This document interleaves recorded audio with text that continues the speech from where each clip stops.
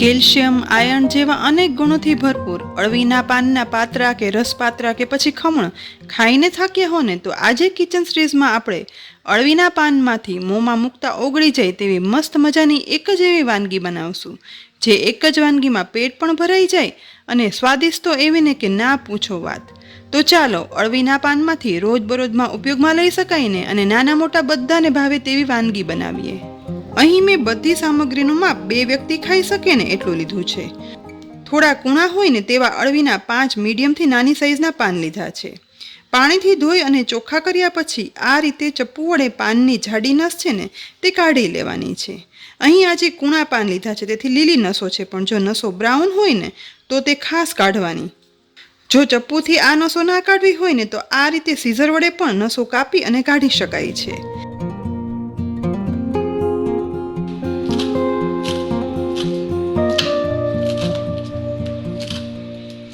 અહીં પાન છે ને તે એકદમ ચોપ થઈ જાય ને તેવા ઝીણા સમારી લીધા છે. સમારેલા પાનને એક પોળા બાઉલમાં ઉમેરી દઈશું. હવે આ સમારેલા અળવીના પાનમાં આદુ, લીલા મરચાંની પેસ્ટ 1 ટીસ્પૂન જેટલી ઉમેરશું. સાથે 1/4 ટીસ્પૂન હળદર પાવડર, 3/4 ટીસ્પૂન ધાણા જીરું પાવડર, 1/8 ટીસ્પૂન હિંગ, 3/4 ટીસ્પૂન લાલ મરચું પાવડર, અડધી ટીસ્પૂન મીઠું, અડધી ટીસ્પૂન અજમો, સાથે 1 ટીસ્પૂન ખાંડ અને 1/8 ટીસ્પૂન બેકિંગ સોડા ઉમેરશું. હવે બધી સામગ્રીને ચમચી વડે મિક્સ કરશું. ત્યાર પછી અહીં મેં 1 કપ બેસન લીધો છે. તેમાંથી પોણો કપ બેસન પહેલાં ઉમેરશું. સાથે 1/8 કપ ઘઉંનો કરકરો લોટ પણ ઉમેરી દઈશું. ત્યાર પછી લોટને ચમચી વડે મસાલા અને સમારેલા અળવીના પાન સાથે મિક્સ કરી દઈશું. હવે ફક્ત 1 ટીસ્પૂન તેલ ઉપરથી ઉમેરી દઈશું. ત્યાર પછી જોઈતું પૂરતું પાણી ઉમેરી લોટ બાંધી લેવાનો છે. બધું મિક્સ કરતાં હજી મને પાનના પ્રમાણમાં લોટ થોડો ઓછો લાગે છે, એટલે 1 કપમાંથી વધેલો બેસન હતો ને તે હવે ઉમેરી દઈશું. ત્યારબાદ થોડું એવું વધારે પાણી ઉમેરી ફરીથી લોટ બાંધી લઈશું. અહીં વધારે કઠણ પણ નહીં અને વધુ સોફ્ટ પણ નહીં તેવો લોટ બંધાઈ ગયા પછી બંને હાથમાં થોડું એવું તેલ લગાવી લઈશું. ત્યારબાદ થોડું એવું મિશ્રણ હાથમાં લઈ આવો થોડો પતલો નાનો રોલ બનાવશું. પણ અહીં બહુ વધારે થીક રોલ નહીં બનાવવાનો, કારણ કે રોલ બન્યા પછી થોડો એવો ફૂલશે અને સાઇઝમાં મોટો પણ થશે. જોઈને તમને એમ થશે કે આ તો મૂઠિયા બન્યા છે, પણ ના, આ નોર્મલ સાદા મૂઠિયા તો બિલકુલ નથી. અને વાનગી અંત સુધી જોશો ને તો જ તમને ખ્યાલ આવશે કે આજે આપણે કઈ સ્વાદિષ્ટ વાનગી બનાવવાના છીએ. અહીં આ રીતે આટલા મિશ્રણમાંથી 5 મીડિયમ સાઇઝના રોલ વળી અને તૈયાર થઈ ગયા છે. હવે ગેસની મીડિયમ ફ્લેમ પર ગરમ થતા સ્ટીમરમાં તળિયે પાણી ઉમેરી સ્ટેન્ડ રાખી અને તેમાં કાણાવાળી ડીશ ગોઠવેલી છે, તો તેના ઉપર આ તૈયાર કરેલા રોલ છે ને તે ગોઠવી દઈશું. બધા રોલ ગોઠવાઈ ગયા પછી સ્ટીમરનું ઢાંકણ ઢાંકી અને રોલને લગભગ 8 થી 9 મિનિટ સ્ટીમ થવા દઈશું. અળવીના પાનના આ રોલ છે ને તે ચડતા બહુ ઓછો સમય થાય છે. લગભગ ચડવાને 8 મિનિટ પછી સ્ટીમરનું ઢાંકણ ખોલશું. તમે જોઈ શકો છો કે રોલ બફાઈ અને ફૂલી અને સાઇઝમાં થોડા મોટા થયા છે. ચપ્પુ વડે ચેક કરતાં તે અંદર સુધી ચડી ગયા છે. તો હવે ગેસ બંધ કરી દઈશું અને સ્ટીમરમાંથી પ્લેટને બહાર કાઢી લઈશું. નીચે સ્ટેન્ડ પર ઉતારી અને બધા રોલમાંથી વરાળ નીકળી જાય ને એટલા આ રોલ ઠંડા થવા દઈશું. અળવીના રોલ ઠંડા થાય છે ને એ દરમિયાન ગેસની લો ફ્લેમ પર કઢાઈમાં 2 ટેબલસ્પૂન તેલ ગરમ કરવા માટે ઉમેરી દઈશું. ગરમ થતાં તેલમાં અડધી ટીસ્પૂન જીરું, અડધી ટીસ્પૂન સૂકી મેથી દાણા સાથે મીઠા લીમડાના પાન ઉમેરી દઈશું. હવે થોડી એવી હિંગ ઉમેરશું અને વઘારને ચમચા વડે મિક્સ કરતાં મેથી ગોલ્ડન બ્રાઉન થાય ને ત્યાં સુધી સાતળવાની છે. મેથી સહેજ ગોલ્ડન બ્રાઉન થઈ અને સુગંધ આવવા લાગી છે.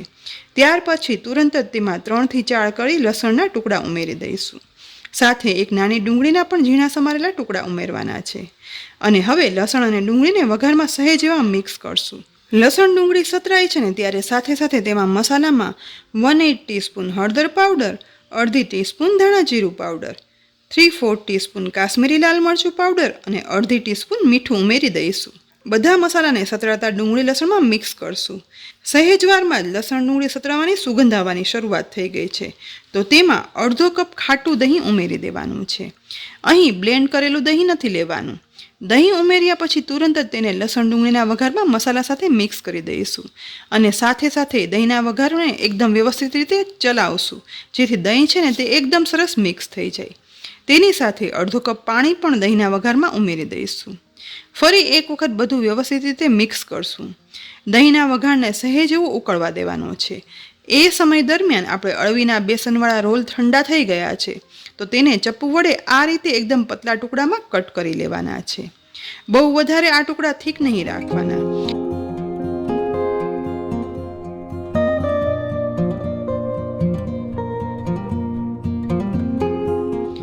કટ કરી અને તૈયાર થઈ ગયા છે. તો હવે બીજી સાઈડ દહીંનો વઘાર પણ ઉકળવાની શરૂઆત થઈ ગઈ છે. તો તેમાં આ અળવીના રોલના ટુકડા છે ને તે ઉમેરી દઈશું. હવે આ રોલને એકદમ સરસ રીતે વઘારમાં મિક્સ કરશું. અહીં જુઓ, આપણે દહીં બ્લેન્ડ કરીને પણ નથી લીધું અને છાશ પણ નથી લીધી, પણ કણી કણીવાળું દહીં લેવાથી વઘારમાં દહીંની કણીઓ હોય ને તેમાં જ્યારે આ રોલના ટુકડા ઉમેરીને મિક્સ કરીએ ને, માત્ર થોડા એવા ઉકાળશો ને એટલે એકદમ આ ક્રીમી રસા સાથે અળવીના રોલના ટુકડા મિક્સ થઈ એકદમ સોફ્ટ થઈ જશે અને તૈયાર થશે અળવીના ખાટા મીઠા રસિયા મુઠિયા.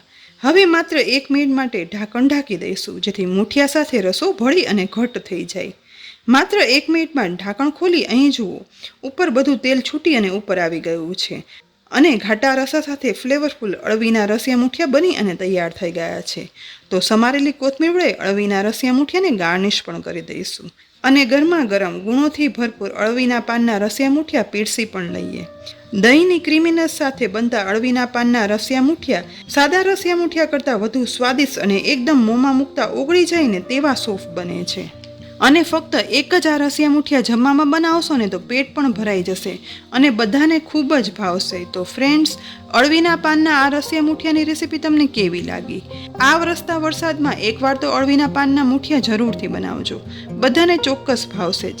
સાથે રેસીપી ગમી હોય ને તો લાઈક કરી અને શેર કરજો અને અમારી યુટ્યુબ ચેનલને સબસ્ક્રાઈબ કરી બાજુમાં આપેલ બેલ આઇકન પણ પ્રેસ કરી દેજો.